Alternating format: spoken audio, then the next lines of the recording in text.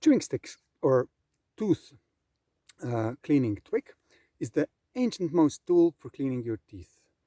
I've been using it since 2006, so that's around 15 years, and I'm really happy. So many years ago I decided to ditch my toothpaste and toothbrush and shift only to this.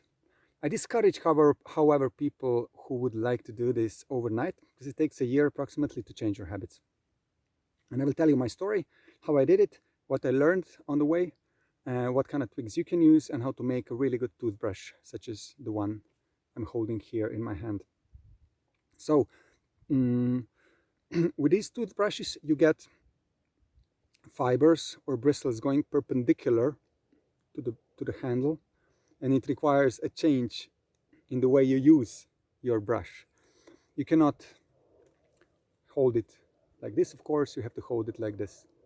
So this is one of the big changes. It also takes ambidexterity, so you have to be quite skilled with your weak hand in order to reach each part of your mouth. But most of all, you have to learn how to make these this brush fine enough to do a good job in brushing your teeth. So let's go. I describe all the details in my book, Human Instructions for Use. You can see all the species there. Here we will touch only a few.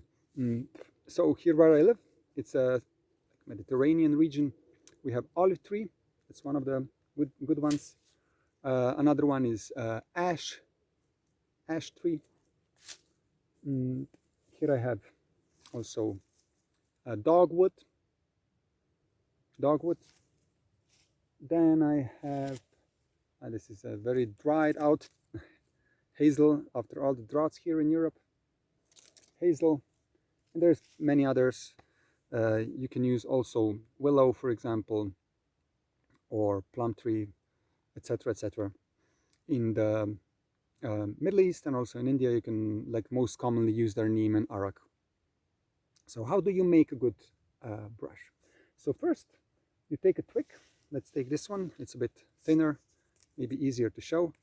So first you can, you have to cut it at the bottom. So this twig has been growing from the soil like this. But I cut it right away close to the bottom where it started growing. And then what I do is I break it very close to this part by bending it until it cracks. I turn it around and I bend it again until it cracks, and I keep doing it, like slight twists, turning, bending. As you can see, it took me quite a while to get it to break. That's because fibers are very strong here. If you take a bad twig, like this is an apple and it's up from the crown, look what will happen. I turn it twice, it breaks, there's no fibers. So you cannot use this kind of twig. This is also a very young twig, while this one is a bit older. You can know how old it is by counting there's a certain way of like finding a line on the bark where it's this year's wood and it's 2 years old, 3 years old, 4 years old, and so on. So the older it is, the better. And to get an old twig of this thickness, you need to go to a place where the soil is poor. Rich soil grows quickly, and you will get a twig this size, and this is only for horses, not for people. So for humans, this size, or like maximum something like this, so you can feel your teeth and brush well. So what you do with this, okay, let's use the knife a bit to shorten it to the size that you really want to have, like pencil size. It's good. What you can do next is just chop off the very tip of the hairs. You don't want to go too deep, because if you go deep, you will spoil what you've achieved with breaking the stick. By breaking, you did this, the half of the fibers left stayed on one side and half on the other side. So now you have already like partially made brush on both sides. And what you're going to do now, by chewing into it and bending the fibers in all directions, you will break down each fiber to smaller and smaller fibers. And you do this by specific moves, like you bite into it and slide. You bite into it and slide with your lower incisor teeth perpendicular to the tip. Not all the way, preferably, but only half through.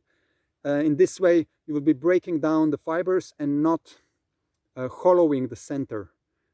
If you go all the way, you will hollow the center. This is what you want to avoid. So you do it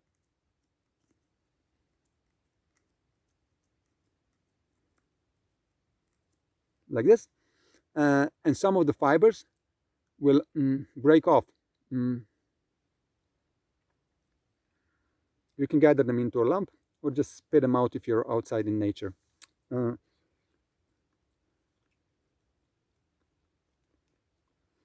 I recommend you bite off some of the bark on the outside, chew it thoroughly, and spread it out through your mouth, because this adds to some chemical effects of the ingredients in the bark on your teeth and your gums.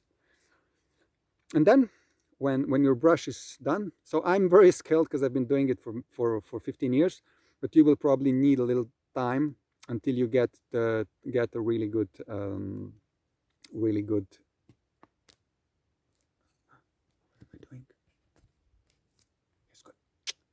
until you get really good effect with the brush. You can also use it to brush your camera later on when you've used it for a long time, like I did now.